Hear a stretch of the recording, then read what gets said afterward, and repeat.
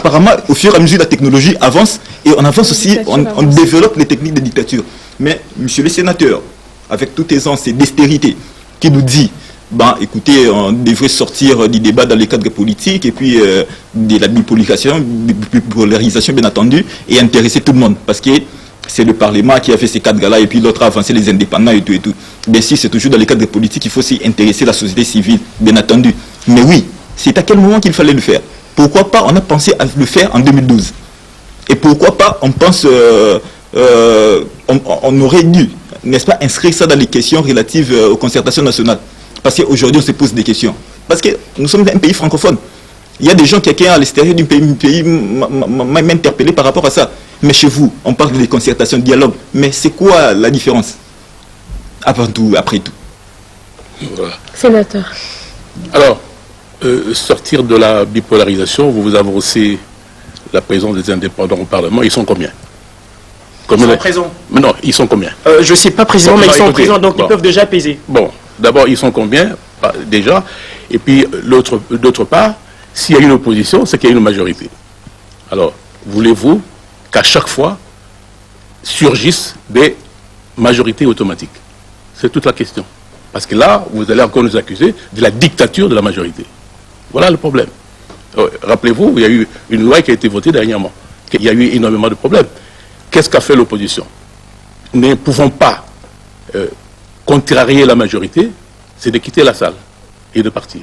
Et puis finalement, puisque la loi prévoit que si une majorité se dégage sur un point bien déterminé, c'est ce qui est sorti de la majorité qui s'applique. Donc il faut relativiser ce que vous dites. Donc d'où la question d'élargir le débat et dans les cadres de la démocratie participative. Alors, en même temps, comme vous dites, gouverner se prévoir. Mon cher ami, je pense que dans tous les pays du monde, c'est vrai, gouverner c'est prévoir. Et quand on est aux affaires, on est confronté à ce genre de situation. Vous ne pouvez pas tout prévoir. Vous comprenez? Vous ne pouvez pas tout prévoir. Mais Tshisekedi l'a fait demander 2012. S'il vous plaît, Aristote, le sénateur va finir. Qui aurait prévu un seul instant qu'il y aurait la guerre à l'est de la République démocratique du Congo? Est-ce que vous alliez prévoir cela? Et même dernièrement, là, la baisse des cours des matières premières, qui aurait pu prévoir un seul instant qu'il y aurait eu la baisse des cours de matières premières? Mais Tshisekedi a prévu le dialogue en 2012. Bon, enfin, mais oui, Tshisekedi a prévu le dialogue en 2012 à ces conditions, et comme il ne faut pas opposer concertation et dialogue. Les concertations, c'était aussi un bon alternatif de règlement des conflits. La différence, attention, non, il n'y a aucune différence. Le dialogue ou concertation, c'est la même chose. C'est le fait que tout le monde se retrouve. Et dans les concertations, vous avez vu, il n'y avait pas que l'opposition et la majorité, il y avait aussi tout le monde. Seulement, une grande partie de l'opposition a boycotté les concertations nationales.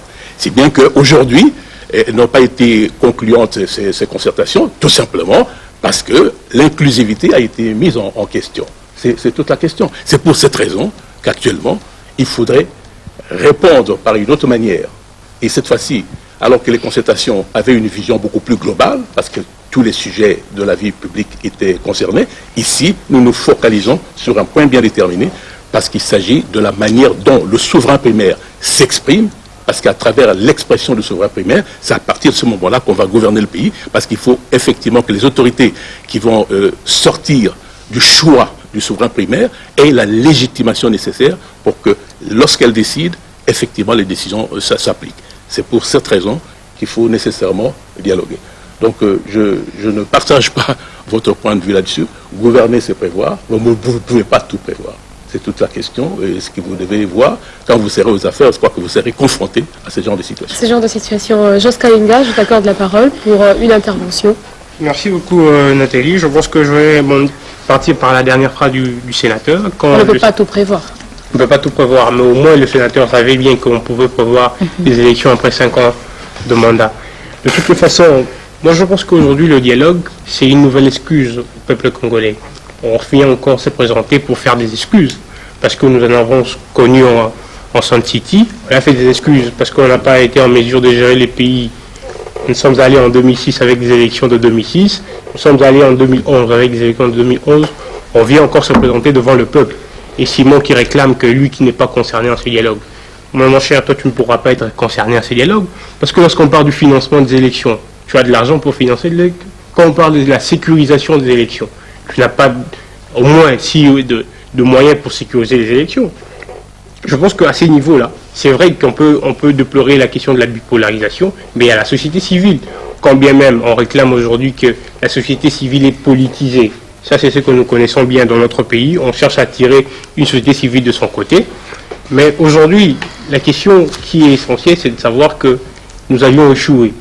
Les intellectuels congolais ont échoué dans leur mission. Nous avions échoué de respecter la parole énoncée par ceux qui se réclament aujourd'hui de lumumbistes, ceux qui se réclament aujourd'hui des frécabilistes. Parce que ceux-là ont pensé à un avenir meilleur à notre pays. Nous n'avions pas été en mesure de faire de cette nation une grande nation au centre de l'Afrique. Pourquoi? Parce que dans des questions si simples, nous ne trouvons pas toujours de compromis ou nous ne trouvons pas toujours d'unanimité. Par rapport aux questions des élections, il n'y avait pas question de débat. Il n'y a pas sujet à débat à ces niveaux. Vous pouvez progresser très Pourquoi? Parce que nous savions bien que dans 5 ans, nous aurions dû organiser les élections. On a laissé le temps s'écouler. Il fallait absolument tout prévoir. Il fallait au moins prévoir les élections. Parce que c'est de là que le peuple s'exprime. C'est à partir de cela que le peuple s'exprime. Si Simon veut un dialogue, attends un dialogue. Donc le pouvoir a failli à cet aspect-là. Mais oui, cet aspect-là, plutôt. À ce niveau, le pouvoir n'a pas été en mesure. Oui, Sabrina, je t'accorde la parole. Moi, je rebondirai par une question. J'ai entendu monsieur le sénateur dire que ce qui a fait que les concertations nationales n'ont pas produit les résultats escomptés, c'est cette inclusivité qui a été biaisée. Mais je me demande, est-ce que vous êtes sûr que cette inclusivité sera réalisée d'ici peu, étant donné que cette société civile que vous appelez au dialogue demande la libération d'un des leurs? La question n'a pas encore été réglée. Et si on se disait, voilà, on attend que la société civile réponde à l'inclusivité, ben on irait jusqu'en 2017. Peut-être qu'ils ne diront pas, oui, on veut bien du dialogue, mais je me demande si finalement les élections ont été prévues, si réellement on a voulu aller aux élections. Mais revenons sur cette violence que l'on fustige ici. Les grands changements dans l'histoire ont été réalisés par la violence. Et je me dis qu'il y a une de ces violences qui est légitime, c'est la violence politique. Ce sont ces revendications du peuple, de celui qui... La violence politique, c'est la violence du peuple? Voilà. Oui, je continue. La violence politique, c'est l'exercice des droits civiques et politiques. S'il te plaît, Aristote, Sabrina va finir. Voilà, comme il l'a dit, cette violence du peuple, c'est-à-dire que le peuple a des vœux à exprimer au pouvoir public. Et c'est par le moyen, souvent, de révolution et de nombreuses résistances. Par exemple, à la résistance à l'oppression que ce peuple s'exprime souvent. Et c'est par ces moyens-là que les grands changements ont été réalisés. Nous avons vu le changement de 1960, le changement de 1997. C'était une violence qui a apporté ses fruits. Alors ne disons pas simplement que voilà, la violence n'a pas un bien fondé. Donc ça veut dire que le peuple je ne dis pas que doit réagir. Oui, le peuple doit réagir, mais simplement qu'il faut analyser le contexte d'aujourd'hui. On est sur une question politique, on est sur une question de réfléchir, on est sur une question intellectuelle, plus intellectuelle qu'autre chose. On doit penser les élections bientôt. Est-ce par la violence ou est-ce par le dialogue? Ça encore, ça reste une question qui est pendante. Sénateur, vous l'avez entendu parler. J'estime que vous avez une réaction Alors, à donner. mademoiselle, c'est pas ce que vous entendez par violence. Effectivement, je n'arrive pas à vous comprendre parce que vous vous contredisez. Là, notre frère a parlé tout à l'heure. Abusif de force. Ben voilà. Usage abusif. Alors, je ne sais pas si vous... je ne sais pas si vous adhérez aux abus. Alors, attendez. Oui. Alors, vous avez adhéré, sénateur, avec le président Kabila. S'il vous plaît, Aristote. S'il vous plaît, Aristote. Je pense que on a parlé tout à l'heure de la Constitution. Je crois que la Constitution a tout prévu. Si vous me dites une résistance constitutionnelle, effectivement, là, il n'y a pas de problème. Mais utiliser le mot violence, il y a un problème. C'est injustifiable. Parce que là, c'est anticonstitutionnel. Là, franchement, je ne pourrais pas vous comprendre et vous ne me trouvez aucune autre définition. Quand vous parlez des années 60, mais le peuple a réagi contre l'oppression. Donc, et c'est pour ça qu'elle a utilisé la violence pour se résister à la violence. Alors, dans les cas d'espèce, je ne sais pas si on est dans le même cas de figure. Alors, les élections, ça ne se prévoit même pas parce que les dates sont prévues. La grande question est celle-ci, c'est que, et c'est comme vous voyez, il y a différentes contraintes auxquelles actuellement le gouvernement est confronté, qui font qu'il y a certains problèmes qui nécessitent que les Congolais entre eux se retrouvent pour discuter. C'est ce que je vous ai dit tout à l'heure. Il y a ces contraintes-là, on ne les a pas prévues. Vous pouvez beau dire, mais c'est justement ça.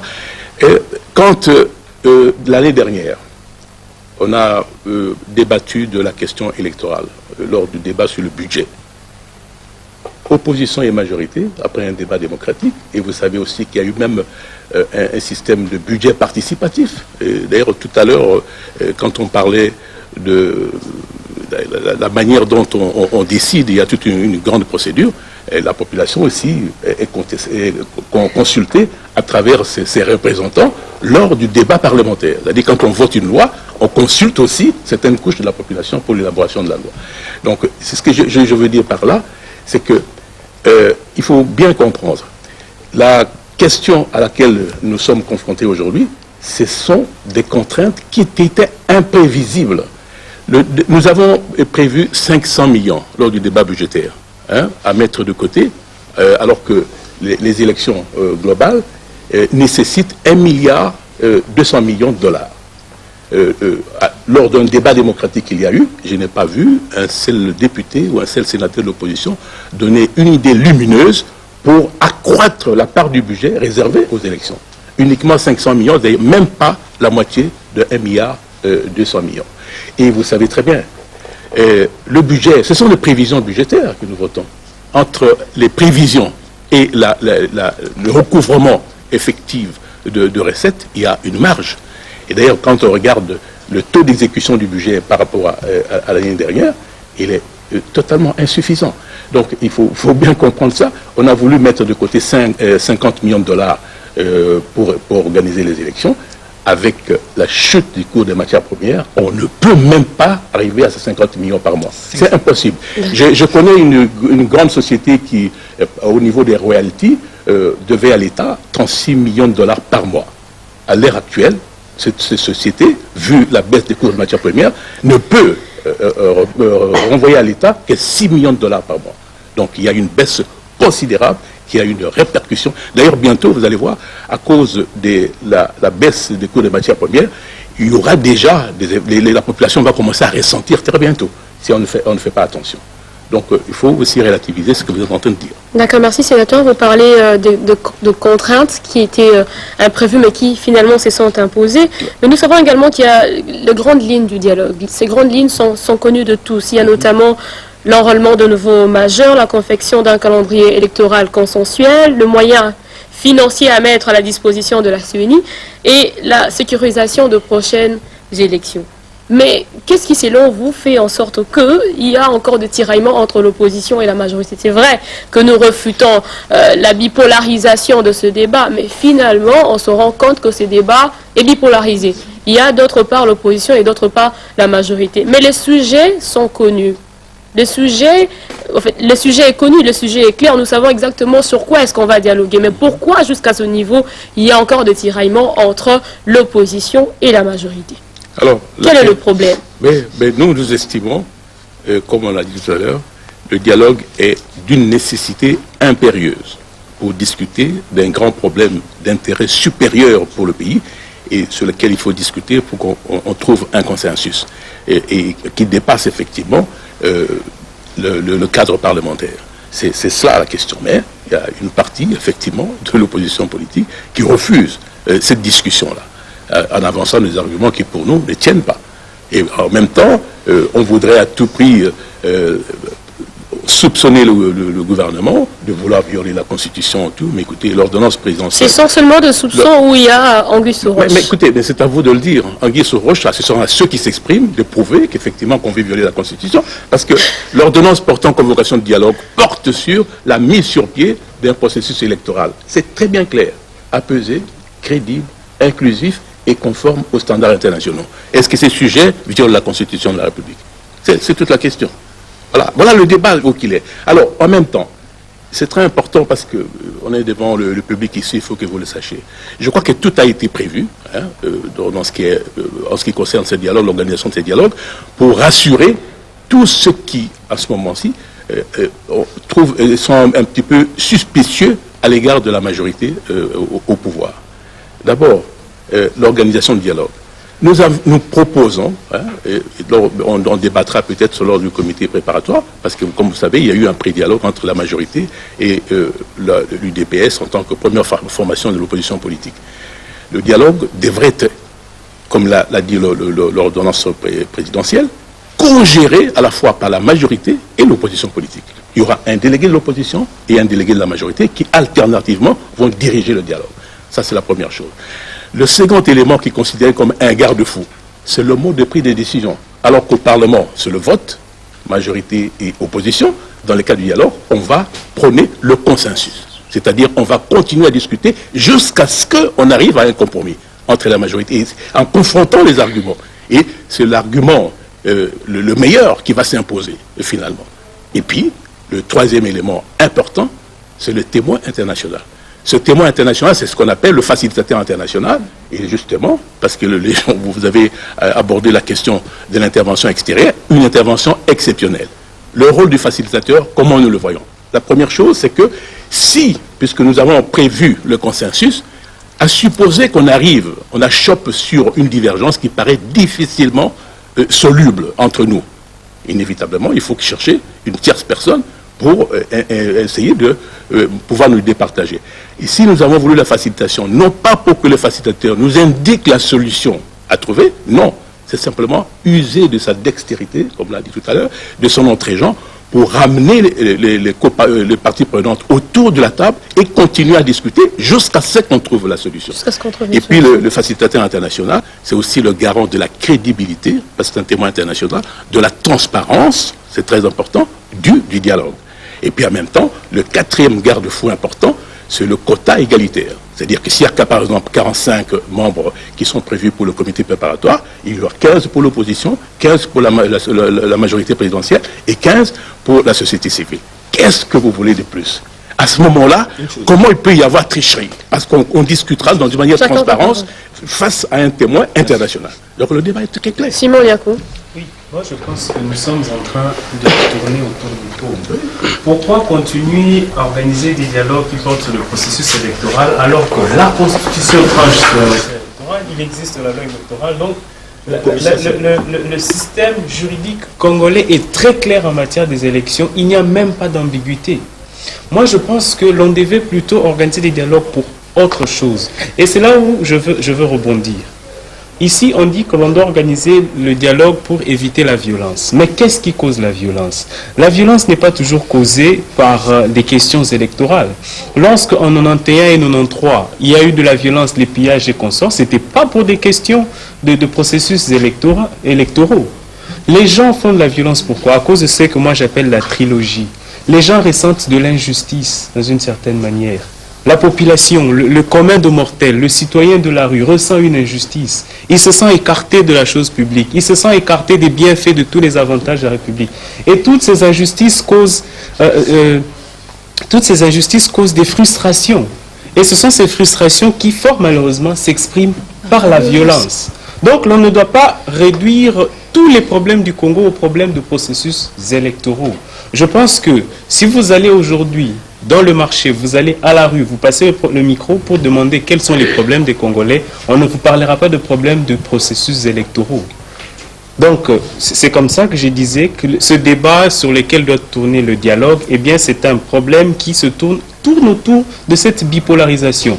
Majorité, opposition. Même si on parle de la société civile, eh bien, la société civile aujourd'hui, c'est quoi? C'est une antichambre par laquelle il faut passer avant d'entrer en politique. Aujourd'hui, on parle même de la société civile pro-pouvoir, société civile pro-majorité. Même les églises, aujourd'hui, sont entrées dans cette bipolarisation. Il y a des églises pro-pouvoir, des églises pro-opposition, toujours autour de ces problèmes politiques. Et donc, ça se comprend. Partant même, je ne veux pas rejoindre la philosophie de Karl Marx, mais lorsque vous réunissez les mêmes personnes dans un même endroit, ils réfléchiront sur le problème qui les concerne eux. Lorsque vous prenez uniquement des politiciens qui doivent dialoguer, ils ne parleront que des problèmes politiques. Et c'est bien là ce que nous sommes en train de vivre.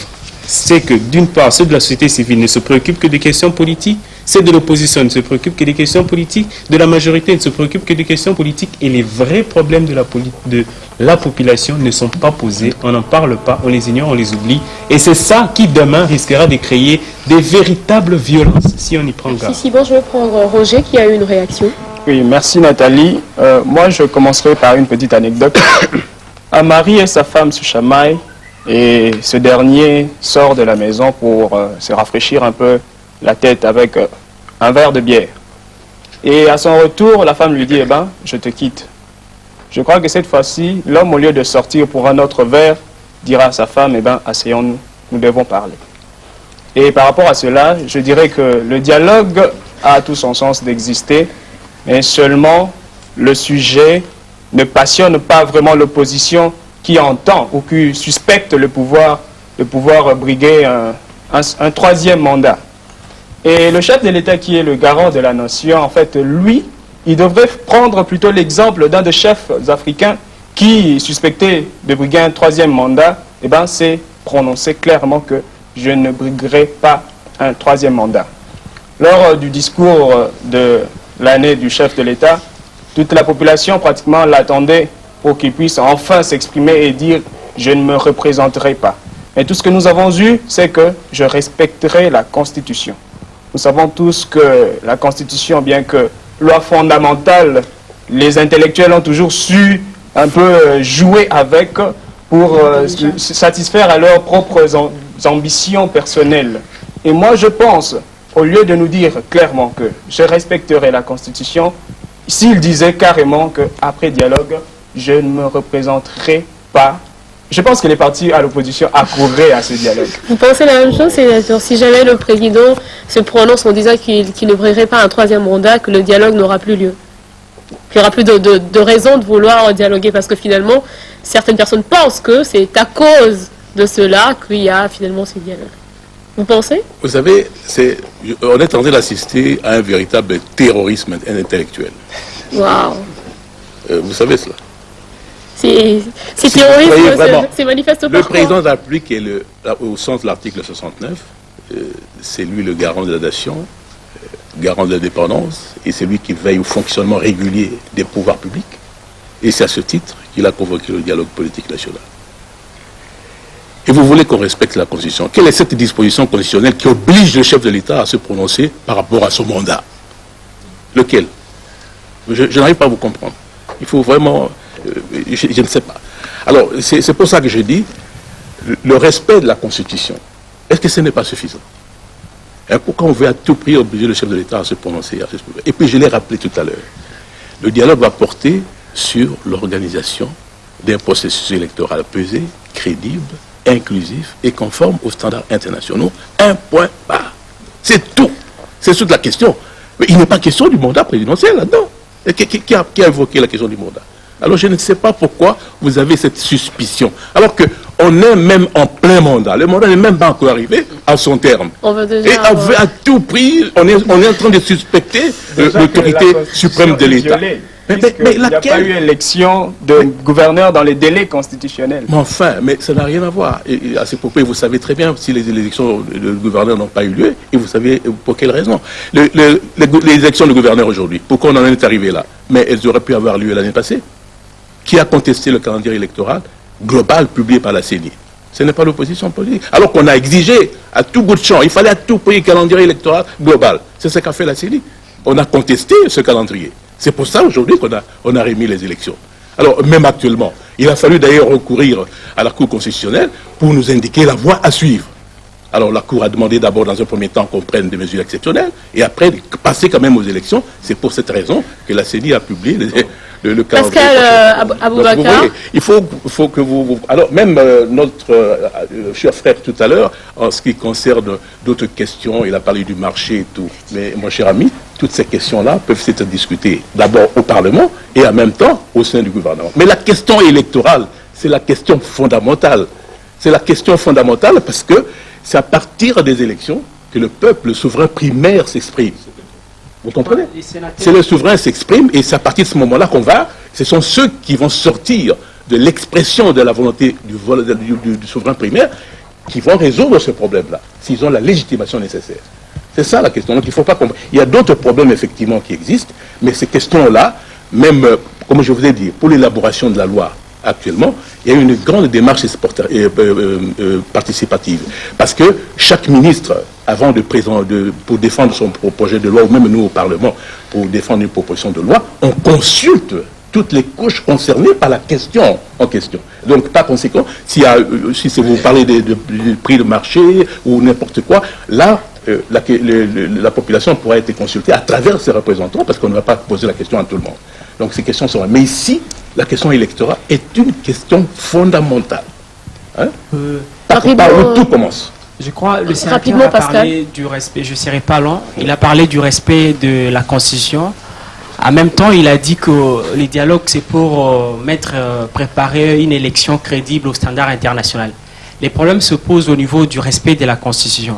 Parce que vous avez dit le processus électoral, lorsqu'on prépare ces processus, parce qu'il y a d'autres qui, des fois, déclarent déjà au niveau de la majorité présidentielle que le fichier électoral va prendre au moins 13 mois, si je ne me trompe pas.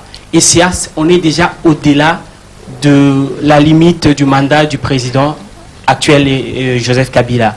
Et là, ce n'est plus le respect de la Constitution, parce que la Constitution dit clairement que la commission électorale convoque les élections à 90 jours avant l'expiration du mandat du président de la République en exercice. Je crois que ça sera déjà en difficulté et c'est impossible de respecter cette constitution. C'est ce qui fait qu'il y a une fourchette de l'opposition qui ne veut pas adhérer à ces dialogues, vu que ces dialogues nous ramènent déjà au-delà de 2016, qui est au décembre 2016, qui est la limite du mandat du président actuel. Je crois que c'est ce que je peux ajouter sur ces débats ici. Mon cher ami, je vous rappelle qu'il y a 2 calendriers électoraux qui ont été publiés précédemment. Ce n'est pas la majorité présidentielle qui a contesté ces calendriers. Et si on avait accepté le calendrier tel que publié par la CENI, sur question de délai-là, le fameux 8 mois, on parle même d'une année et demie, il n'aurait pas posé de problème. Ce n'est pas la majorité présidentielle qui est opposée au calendrier. Hein? Dites-moi. Hein? Le calendrier, il a été contesté par l'opposition. D'où la nécessité, effectivement, d'un véritable consensus. Parce que nous ne voulions pas que, si ce calendrier était mis en œuvre, alors en ce moment-là, l'opposition allait contester, et encore une fois, c'est la légitimation même de ceux qui sortiraient de ce calendrier qui allait être contesté. C'est justement la question. Ce retard est dû aussi à la contestation des différents calendriers qui ont été publiés précédemment. Alors, et maintenant, nous sommes obligés de nous retrouver autour d'une table pour discuter. Je vous dis. Et puis, franchement, il faut que vous soyez réaliste et ne pas faire du fétichisme. Ici, il y a des contraintes importantes auxquelles nous sommes confrontés, et ces contraintes nécessitent, pour leur résolution, qu'il y ait un consensus entre les représentants de la nation aujourd'hui qui dépasse même le cadre parlementaire. J'ajoute aussi un élément important, c'est que non seulement il y aura cette démarche participative, il y aura des résolutions et des recommandations qui vont sortir du dialogue politique national et inclusif, mais ces résolutions seront renvoyées par le président de la République aux institutions concernées pour en débattre. Par exemple, s'il y a des lois à adopter, le Parlement va se ressaisir encore une fois, donc on n'ignorera pas le Parlement. Le Parlement va se ressaisir encore de ces résolutions pour se conformer aux résolutions qui sont prises par le dialogue politique. Le sénateur, j'aimerais qu'on puisse revenir sur la question du processus électoral. Le chef de l'État a dit en sa qualité de garant de la nation qu'il en appelle une fois de plus au sens élevé des responsabilités de chacun et de tous, afin qu'au sortir du dialogue national, nous soyons plus unis qu'avant dans la mise en œuvre d'un processus électoral authentiquement congolais, fruit d'un consensus librement engagé pour objectif la consolidation de notre jeune démocratie et la préservation de la paix chèrement acquise. Mais un processus électoral authentiquement congolais, fruit d'un consensus librement engagé, signifie quoi à votre sens? Non, parce qu'il y a beaucoup de gens qui veulent de pression extérieure. Alors, je vais vous dire, non, nous voulons un dialogue sous la supervision, sous la médiation internationale. Vous savez, il y a parmi vous ceux qui font le droit, même le droit international. Ce qui diffère la médiation d'autres modes de règlement des conflits, c'est que le médiateur vous propose la solution. Est-ce que vous allez accepter ça dans un pays aussi démocratique? Et parce qu'il n'y a plus d'intellectuels dans ce pays-là. Est-ce que nous ne pouvons pas réfléchir par nous-mêmes et trouver la solution à nos problèmes? Non. C'est pour ça que nous voulons réduire le rôle de la facilitation à la nécessité de nous remettre ensemble pour qu'on continue à discuter jusqu'à ce qu'on trouve la solution, plutôt qu'on nous propose la solution de l'extérieur. Nous voulons effectivement confronter les différentes thèses pour que nécessairement on arrive à un compromis. Alors, si on ne peut pas, alors ça ne joue pas. Mais moi, je pense qu'il y a une grande tradition dans notre pays de différents dialogues. On est allé même à la table ronde. À la table ronde, il y a eu énormément de divergences. Finalement, les fédéralistes, les nationalistes, et puis finalement, on a finalement trouvé un compromis. Même au dialogue intercongolais à Sun City. On a finalement trouvé un consensus qui nous a permis d'ailleurs de former ce fameux gouvernement des 1+4 qui était, on a dirait, un monstre à 4 têtes. Mais ce monstre à 4 têtes a pu accoucher d'une constitution dont on se réfère aujourd'hui et dont on voudrait qu'elle soit impérativement appliquée sans aucune restriction. Je vous remercie, sénateur. Chers téléspectateurs, nous sommes malheureusement obligés d'arrêter là. C'est vrai que le sujet, il est grand, le sujet, il est vaste. On n'a pas pu l'aborder dans toutes ses facettes. La télé, c'est aussi le temps. Mais si il s'est fait que nous puissions revenir sur le même sujet, je pense que le sénateur sera encore là. Alors, pour tous ceux qui viennent de nous rejoindre maintenant, ou pour tous ceux qui voudraient savoir sur quoi apporter la cogitation de ce soir, elle s'est fixée sur la citation du président de la République, Joseph Kabila Kabange, qui a dit lors de son discours sur l'état de la nation l'année dernière, je cite, « En effet, ce n'est pas par la violence que nous réglerons nos divergences, ce n'est pas non plus de Nations Unies, de l'Orient ou de l'Occident que viendront les solutions à nos problèmes, mais plutôt de nous-mêmes et par un dialogue entre Congolais et Congolais. » Les sénateurs Sheoki Tundu étaient l'invité de cette soirée. Les différents cogiteurs étaient là et ils ont donné leur point de vue. Si vous voulez faire partie de cette grande squadra de jeunes élites du Congo, de jeunes qui se démarquent de par leur réflexion par rapport à tout ce qui a trait avec la nation congolaise et le monde, appelez-nous, rejoignez-nous et contactez-nous au travers de toutes les coordonnées qui sont affichées au bas de vos écrans. Mesdames, Messieurs, bonsoir chez vous et à très bientôt. Au revoir.